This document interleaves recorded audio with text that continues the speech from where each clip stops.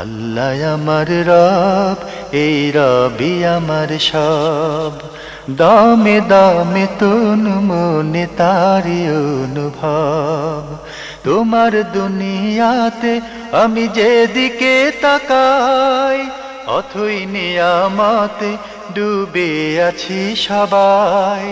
পাক পাখালির গানে শুনি তসবি কলো রব, তসবি কলো রব। আল্লাহ আমার রব, এই রবি আসসালামু আমার আলাইকুম। সব। আলহামদুলিল্লাহ, আসসালাতু ওয়াসসালাম আলা রাসূলিল্লাহ। প্রিয় দর্শক, আপনারা যারা দেশে আছেন প্রবাসে, সবাইকে জানাই অনেক অনেক প্রীতি ও শুভেচ্ছা। শুরু হলো এনটিভি আয়োজিত এবং লাভ হলো নিবেদিত অনুষ্ঠান আপনার জিজ্ঞাসা। আপনাদের সাথে আছি আমি জৈনুল আবেদিন আজাদ।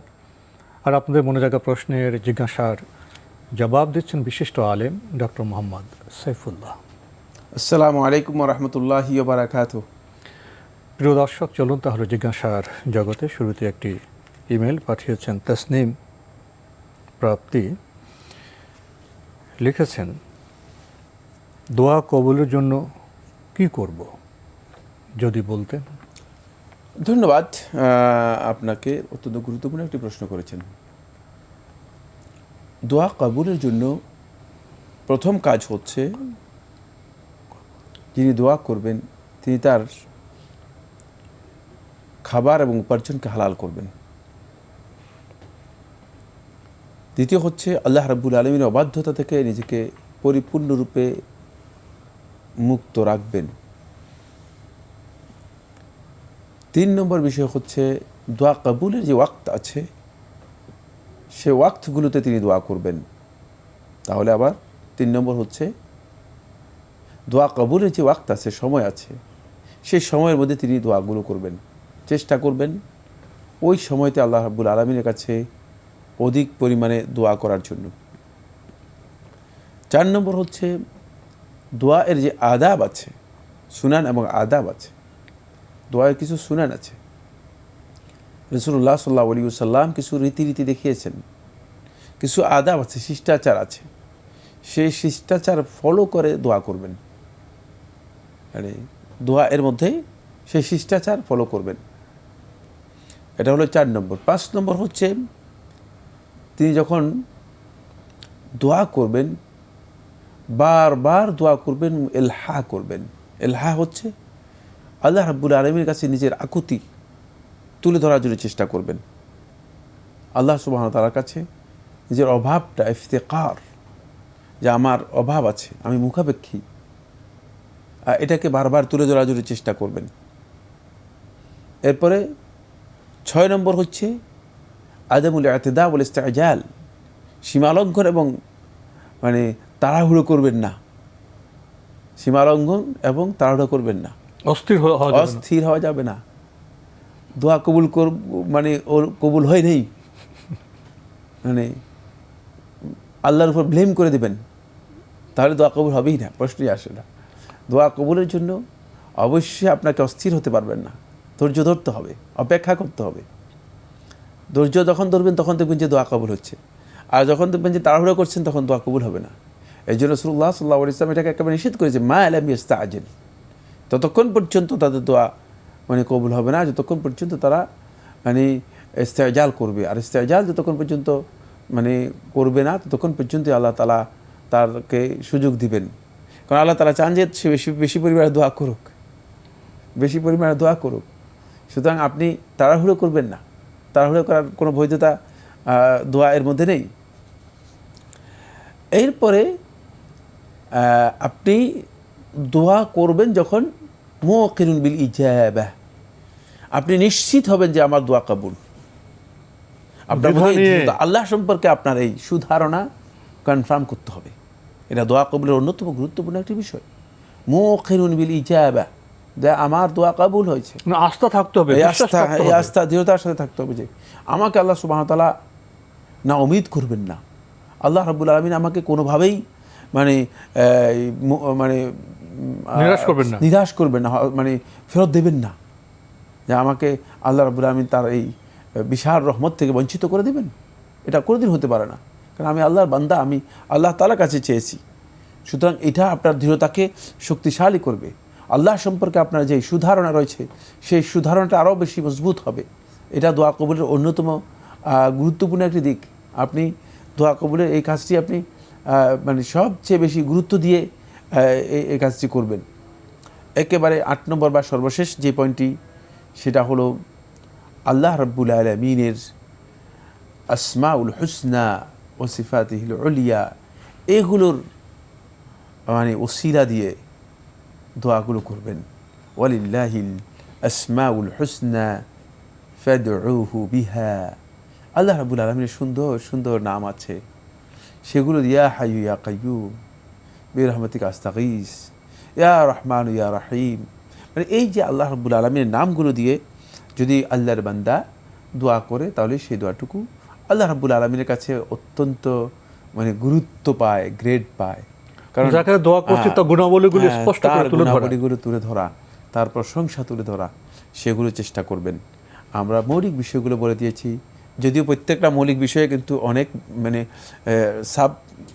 সাবটাইটেল আছে, অনেকগুলো আলোচনা রয়েছে। জি, তা আপনি যথেষ্ট আপনি যে বিষয়গুলো বলেছেন, জি, আমাদের দোয়া যদি এগুলো আমরা লক্ষ্য করতাম, তাহলে আমাদের দোয়াটি একটা আকর্ষণীয় বিষয় হতো, আমাদের চলাফেরা অন্যরকম একটা হতো। আপনি যে শেষের দিকে যে কথাটা বলেছেন, এটা আসলে আমাদের সময় লক্ষ্য করা যায়।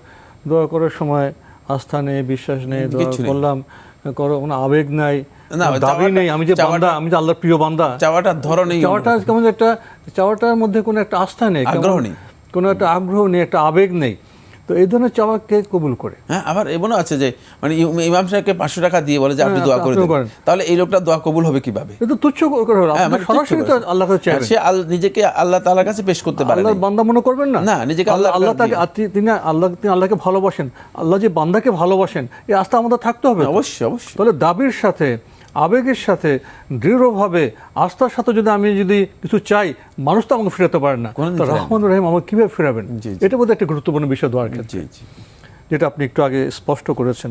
প্রিয় দর্শক, আমরা জানলাম দোয়া কবুলের জন্য আমাদের কী কী করা প্রয়োজন। আসুন আমরা সেভাবেই একটি প্রাণবন্তভাবে, আন্তরিকভাবে, দাবির সাথে আল্লাহর কাছে দোয়া করি। ছোট্ট একটি চিঠি, বেশ ছোট, পাঠানো হয়েছে ব্যাংকলিনী পাটরিবাগ, ঢাকা থেকে। লিখেছেন, এভাবে দোয়া করা কি জায়েজ? আপনি কোট করেছেন, হে আল্লাহ, আমি ইচ্ছাকৃত বড় শিরক করেছি, আমি এখন অনুতপ্ত, আপনি আমার বরবাদ হয়ে যাওয়া জীবনের সব আমল মেহরবানি করে ফেরত দিন। এই দোয়া কবুল হওয়ার কোনো সম্ভাবনা কি আছে? আল্লাহ রাব্বুল আলামিন ইচ্ছা করলে ফেরত দিতে পারবেন। সে দোয়া আল্লাহ তাআলার কাছে করা জায়েজ না, জায়েজ নয়। কিন্তু সালাফদের কাছ থেকে অথবা ইতিপূর্বে এ ধরনের কোনো দোয়া সাব্যস্ত হয়নি। এই দোয়ার মধ্যে এক প্রকারের তাআম্মুক, মানে অপ্রয়োজনীয়, এর মধ্যে একটা গভীরতা ঢুকে গেছে, মানে অপ্রয়োজনীয় কথা বলছেন, যেটি বাড়াবাড়ি পর্যায়ের। কিন্তু এই দোয়া করা হারাম বা জায়েজ নেই, এ কথা বলার কোনো দলিল নেই। দোয়া তো আমাদের করতে হবে। আপনি আরও লিখেছেন, কারো যদি ঈমান ভঙ্গের কোনো কারণ ঘটে থাকে, তাকে কাফের বলা যায়? সে কি যারা শৈশব থেকে হিন্দু বা বৌদ্ধ, তাদের মতো কাফের? না, কাফের বলা যাবে না। ঈমান ভঙ্গের কারণ হয়ে গেলেই তাকে কাফের বলা যাবে না। আর হিন্দু এবং বৌদ্ধ, খ্রিস্টান অথবা অমুসলিমদের মতো সে কাফের হয়ে যাবে, এই কথাও শুদ্ধ নয়। জি। আরও লিখেছেন, এভাবে দোয়া করা কি জায়েজ? কোট করেছেন আপনি, হে আল্লাহ, আমি বলেছি আপনার এলেম সম্পর্কে আমিও জানি, এখন আমি অনুতপ্ত, আমাকে মেহরবানি করে জীবনের বরবাদ হওয়া সব আমল ফেরত দেন। এই দোয়া কবুল হওয়ার কোনো সম্ভাবনা কি আছে? আল্লাহ তাআলা কি চাইলে পারেন? আগে যে কিছু কথা বলেছি এর মধ্যে আসলে মানে অপ্রয়োজনীয় বাড়াবাড়ি রয়েছে।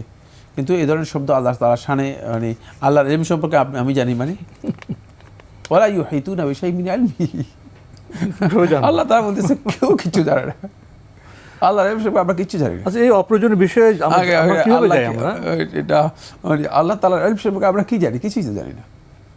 এই অদ্ভুত কেন? আমাদেরকে আল্লাহ সুবহানাহু ওয়া তাআলা যে ইনফরমেশন দিয়েছে, খুব অল্প দিয়েছে, সামান্য দিয়েছে। ওয়া মা উতিতু মিনাল ইলমি ইল্লা কালিলা, আমাদের ইলম হচ্ছে একেবারেই কম। আপনি এটা কি বলছেন, আমার মনে হচ্ছে যেন বিষয়টা মানে উপলব্ধির একটু ঘাটতি আছে। জি, আমাদের হাতে একটি চিঠি মৌলভীবাজার থেকে এক ভাই পাঠিয়েছেন, নাম প্রকাশে অনিচ্ছুক। লিখেছেন, আমাদের অঞ্চলে প্রচলিত যে কবরে শায়িত অলি বুজুর্গের জবাব নেওয়া যায়, অর্থাৎ পরিচয় নেওয়া যায়, এটা কি সত্য? আমাদের অঞ্চলে কবরে শায়িত অলি বুজুর্গের জবাব নেওয়া যায়, অর্থাৎ পরিচয় নেওয়া যায়, এটা কি সত্য? প্রশ্নটি তো অস্পষ্ট, খুবই অস্পষ্ট। আমি অলি বুজুর্গের কি জবাব নেওয়া যায়? তিনি কি জবাব দিতে পারবেন? তিনি তো মৃত, তিনি তার কি পরিচয় দিবেন? আমার জানা নেই এ কথা। আপনি যেটা জানতে চেয়েছেন এটা কি সত্য কিনা, না, এটা পুরোটাই ভাওতাবাজি, পুরোটাই জালিয়াতি। কারণ মৃত্যুর পরে যেখানে আল্লাহ রাসূল সাল্লাল্লাহু আলাইহি ওয়াসাল্লামই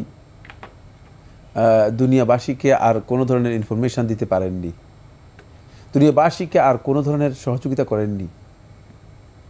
কারণ রাসূলুল্লাহ সাল্লাল্লাহু আলাইহি ওয়াসাল্লামের মসজিদেই, খুব ভালো করে খেয়াল করুন, রাসূলুল্লাহ সাল্লাল্লাহু আলাইহি ওয়াসাল্লামের মসজিদেই রাসূল সাল্লাল্লাহু আলাইহি ওয়াসাল্লামের ঘনিষ্ঠ সাহাবী, আল্লাহ রাসূল সাল্লাল্লাহু আলাইহি ওয়াসাল্লাম খুবই কাছের মানুষ ওমর ইবনে খাত্তাব রাদিয়াল্লাহু আনহুকে সেখানে এই আঘাত করে ওমর রাদিয়াল্লাহু আনহুকে শহীদ করা হয়েছে ওই মসজিদের মধ্যেই।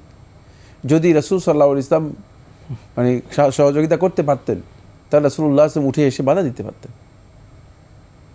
রাসূলুল্লাহ সাল্লাল্লাহু আলাইহি ওয়াসাল্লাম উঠে আসেননি, বাধা দেননি।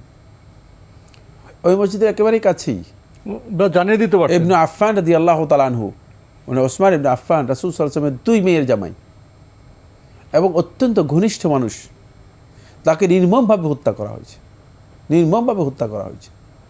কিন্তু রাসূলুল্লাহ সাল্লাল্লাহু আলাইহি ওয়াসাল্লাম সাহায্য করেন না, উঠে আসেননি। রাসূলুল্লাহ সাল্লাল্লাহু আলাইহি ওয়াসাল্লাম একথা বলেননি যে তোমরা এগুলো কি করতেছো, আমি আমার কবরের মধ্যে শুয়ে আছি, তোমরা কি করতেছো এগুলো? রাসূলুল্লাহ সাল্লাল্লাহু আলাইহি ওয়াসাল্লাম এগুলো কিছু বলেন, কোনো জবাব দেননি, না, কোনো জবাব দেননি। যে হাররার ঘটনা 62 হিজরি সনে ঘটে গিয়েছে, এটা ইসলামের ইতিহাসে অত্যন্ত নিন্দনীয় ঘটনা, যেখানে গোটা মদিনাকে কলঙ্কিত করা হয়েছে, কলুষিত করা হয়েছে। ইতিহাস সাক্ষী। কই রাসূলুল্লাহ সাল্লাল্লাহু আলাইহি ওয়াসাল্লাম তো সেখানে বলেনি যে তোমরা এগুলো কি করতেছো, তোমরা তো আমার উম্মাহ, আমার উম্মতের সদস্য, এটা তো তোমাদের জন্য বৈধ নয়। সুতরাং কোনো ব্যক্তি মৃত্যুর পরে তিনি আবার দ্বিতীয়বার আল্লাহ রাব্বুল আলামিনের বিধান ছাড়া, আল্লাহ রাব্বুল আলামিনের হুকুম ছাড়া তিনি দুনিয়াতে কোনো ধরনের কিছু করতে পারেন, এই কথা বিশ্বাস করা একেবারেই কুফরি আকীদা। আর আপনি যেটা বলেছেন সেটা একটা মিথ্যা, জালিয়াতি ও ভাওতাবাজি। আরও লিখেছেন, কবরে শায়িত অলি বুজুর্গকে সালাম দিলে নাকি ওনারা উত্তর দেন, এ কথা কি সত্য? না, এই ধরনের কোনো হাদিস সাব্যস্ত হয়নি, এটা ডাহা মিথ্যা কথা, ডাহা মিথ্যা কথা। শুধুমাত্র রাসূলুল্লাহ সাল্লাল্লাহু আলাইহি ওয়াসাল্লাম বলেছেন, সুম্মা রাদ্দাল্লাহু আলাইয়া রূহি, অতঃপর আল্লাহ সুবহানাহু ওয়া তাআলা আমার রূহকে আমার কাছে ফেরত দেন। ফাআরুদ্দু আলাইহি সালামাহ, আমি তার সালামের জবাব দেই। শুধুমাত্র রাসূল সাল্লাল্লাহু আলাইহি ওয়াসাল্লামের ক্ষেত্রে প্রযোজ্য হবে, তাও রাসূল সাল্লাল্লাহু আলাইহি ওয়াসাল্লাম বলে দিচ্ছেন যে এমনি না, সালাম দিলে জবাব দিয়ে দেই, এমন নয়। সালাম দেওয়ার পরে আল্লাহ সুবহানাহু ওয়া তাআলা রূহকে ফেরত দেন। এর পুরা কাইফিয়তটা কি, এর পুরা ধরন এবং প্রকৃতি, নেচারটা কি, এটা আল্লাহ তাআলা ছাড়া আর কেউ জানেন না। এখানে কোনো আন্দাজের সুযোগ নেই, কারণ এটা বারজাখী হায়াতের বিষয়।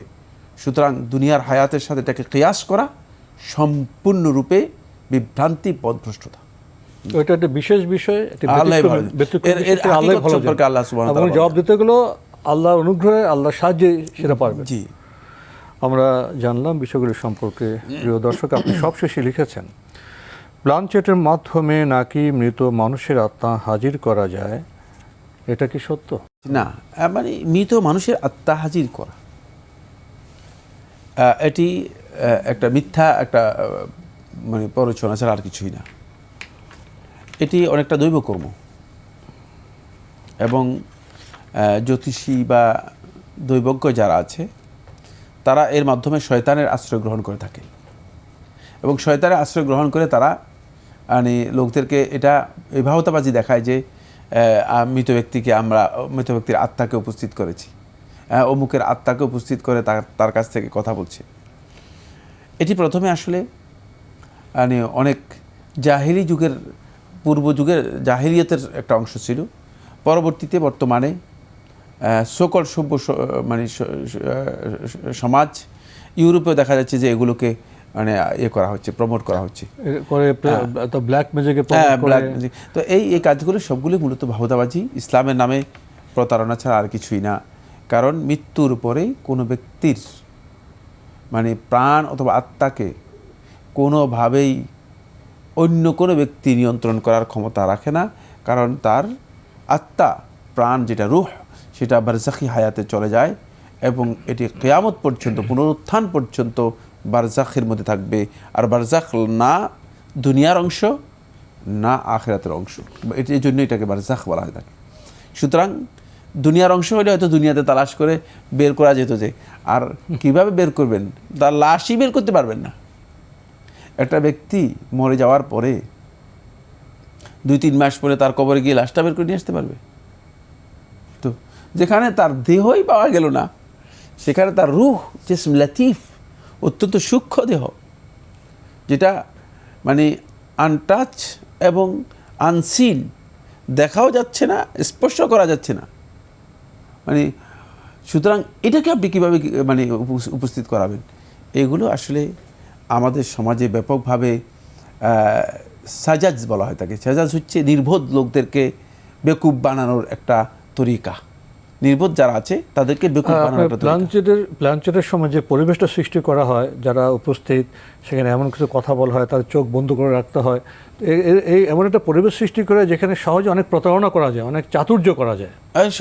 সবটাই তো প্রতারণা, এবং বাতি নিভিয়ে দেওয়া হয়, অন্ধকার ইত্যাদি, মানে এগুলো সবটাই মানে অন্যরকম পরিবেশ সৃষ্টি করা হয়। প্রিয় দর্শক, আমরা তো জীবন ঘনিষ্ঠ বিষয় নিয়ে কথা বলবো। আমরা স্বাভাবিক মানুষ হিসেবে সুন্দর জীবনযাপনের চেষ্টা করব। আমাদের হাতে আরেকটি চিঠি পাঠানো হয়েছে, বায়তুল ফলা মসজিদ, ঢাকা থেকে লিখেছেন। আমাকে একজন জিজ্ঞেস করেছিল, মসজিদ নির্মাণের জন্য একটি জমি কেনা হচ্ছে, তুমি দান করবে কি না? আমি বলেছিলাম, আমি জমি কিনতে দান করব না, মসজিদের ফাউন্ডেশনের কাজে দান করব। কিন্তু এখন আবার আমি চাইছি জমি কিনতেও দান করতে। কিন্তু যখন ইনশাআল্লাহ ছাড়াই বলেছি জমি কিনতে দান করব না, এখন যদি দান করি তবে কি ওয়াদা ভঙ্গ হবে ও গুনাহ হবে? দান করবো না বলেছেন, কিন্তু পরে যদি দান করেন গুনাহ হবে না। দান করবো না এটা বলেছে, এটা ওয়াদা নয়, এটা আপনার ইচ্ছা ছিল। বলছেন যে আমি জমি কিনতে করবো না, ফাউন্ডেশন দান করব। এখন ভাবছি যে না, আমি জমি কিনতেও দান করবো। তো এটা তো একটা না কোনো সংযোজন, এতে গুনাহ হওয়ার কিছুই নেই, এতে গুনাহ হওয়ার কিছুই নেই। হয়তো আপনি প্রথমে মনে করেছেন যে আমি দানটা ফাউন্ডেশনে করব, কিন্তু এখন করছেন জমিন কেনার ক্ষেত্রে। এটা জায়েজ, হারাম বা নিষিদ্ধ বিষয় না। আমরা জানলাম বিষয়টি সম্পর্কে। প্রিয় দর্শক আরও লিখেছেন, ইমানের বিষয়গুলো ও আকীদার বিষয়গুলোর মধ্যে পার্থক্য কি কি? জান্নাতুল ফেরদৌসে যারা যাবেন তারাই কি জান্নাতে রাসূলুল্লাহ সাল্লাল্লাহু আলাইহি ওয়াসাল্লামের সাথে থাকবেন? দুটি প্রশ্ন। ইমানের বিষয়গুলো ও আকীদার বিষয়গুলোর মধ্যে পার্থক্য কি? ইমানের বিষয়গুলো যেগুলো আছে সেগুলো আর আকীদার বিষয় একই। এখানে শুধুমাত্র পারিভাষিক পার্থক্য, নামের বিষয়টা একই, নামের পার্থক্য। যেমন আমার নাম সাইফুল্লাহ, আরেকজনের নাম খলিলুল্লাহ, কোনো পার্থক্য নেই। সত্তা দুইটা ভিন্ন, কিন্তু আসলে মানুষ, আসলে ইমানদার, আসলে মুমিন, আসলেই মুসলিম, মানে আর বাকি সব বিষয় ঠিক আছে। ইমান এর এই মৌলিক যে পরিভাষা আছে, এই পরিভাষাকেই পরবর্তীতে পারিভাষিকভাবে এর নামকরণ করা হয়েছে আকীদা নাম দিয়ে। আকীদা নাম দিয়ে কেন নামকরণ করা হয়েছে, এর একটা গ্রাউন্ড আছে। সেই গ্রাউন্ডটা হচ্ছে এই, যেহেতু আকীদার এমন কিছু বিষয় এখানে যুক্ত হয়েছে যে বিষয়গুলো মানে ইমানের সাথে সম্পৃক্ত, কিন্তু সরাসরি ইমান নয়। কিন্তু ইমান বিনষ্ট হয়ে যাবে সেগুলো যদি যথাযথভাবে কোনো ব্যক্তি সেগুলোকে নিজের আকীদার মধ্যে না আনে। এই জন্য এখানে কমন শব্দ নিয়ে আসা হয়েছে। ঈমান শব্দটা হচ্ছে খাস, একটি সুনির্দিষ্ট অর্থবোধক শব্দ, সুনির্দিষ্ট বিষয়কে বোঝায়। আর আকীদা শব্দটা আরও ব্যাপক, এই জন্য পারিভাষিক দিক থেকে ব্যাপকতার কারণে এই শব্দটুকু ব্যবহার করা হয়েছে। কিন্তু দুইটাই ইসলামী শরীয়তে ব্যবহৃত এবং প্রযোজ্য শব্দ, দুইয়ের মধ্যে মানে মৌলিক বিষয়গত দিক থেকে কোনো ধরনের পার্থক্য নেই। যেমন কোন কোন বিষয়ে ঈমান আনতে হবে সুনির্দিষ্ট, জি, আকীদা তো সেই বিষয়গুলো উল্লেখ সেই করা হয়। বিষয়গুলো অবশ্যই আকীদা আরও ব্যাপক কিছু বিষয় যুক্ত থাকে। শেষে আপনি আরেকটু জিনিস জানতে চেয়েছেন, জান্নাতুল ফেরদৌসে যারা যাবে তারা কি জান্নাতে রাসূলুল্লাহ সাল্লাল্লাহু আলাইহি ওয়াসাল্লামের সাথে থাকবেন? না, এটা আমার জানা নেই, কারণ এটা জান্নাতুল ফেরদৌসে তারা যাবে, তারা রাসূল সাল্লাল্লাহু আলাইহি ওয়াসাল্লামের সাথে থাকতে হবে, এটা বাধ্যতামূলক নয়, এটা কোনো হাদিস দ্বারা সাব্যস্ত হয়নি। তো আজকে আমাদের এখানে শেষ করতে হচ্ছে। আপনাকে অনেক ধন্যবাদ। আপনাকে অনেক ধন্যবাদ। প্রিয় দর্শক, আমরা দেখছিলাম এনটিভি আয়োজিত এবং লাভ হলো নিবেদিত অনুষ্ঠান আপনার জিজ্ঞাসা। আমাদের এই অনুষ্ঠান আপনারা এনটিভি অনলাইনেও দেখতে পারবেন। ভিজিট করুন www.ntvbd.com। এছাড়া ইউটিউবে এবং আমাদের ভেরিফাইড ফেসবুক পেজেও অনুষ্ঠান দেখতে পারবেন। প্রিয় দর্শক, শব্দ কি শুধুই শব্দ? শব্দে সুর থাকে, শব্দে চিত্র থাকে, শব্দ কি আমাদের প্রভাবিত করে না? জান্নাত, এই শব্দটি কেমন? জান্নাতুল ফেরদৌস, এই শব্দটি কেমন? জান্নাতে যাওয়াই তো যথেষ্ট। এরপর আমরা আরও অনেক প্রশ্ন করি যেগুলো আমাদের ব্যক্তি জীবনের সাথে জড়িত নয়। আসুন না আমরা জান্নাতকে জানার চেষ্টা করি, উপলব্ধির চেষ্টা করি, এবং আমাদের কাজগুলো যদি সেরকম হয়ে যায় তাহলে আমাদের তো সংসার হেসে উঠবে, সমাজ হেসে উঠবে, কাঙ্ক্ষিত জীবন আমরা পাব।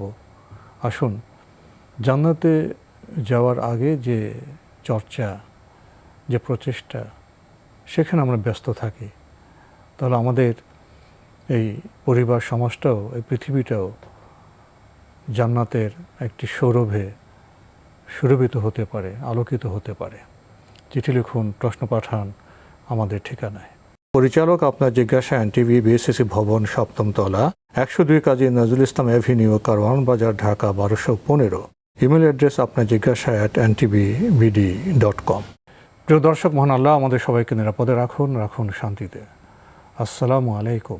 আল্লাহ আমার রব, এই রবি আমার সব, দামে দামে তুন মনে তারি অনুভব। আল্লাহ আমার রব, এই রবি আমার সব।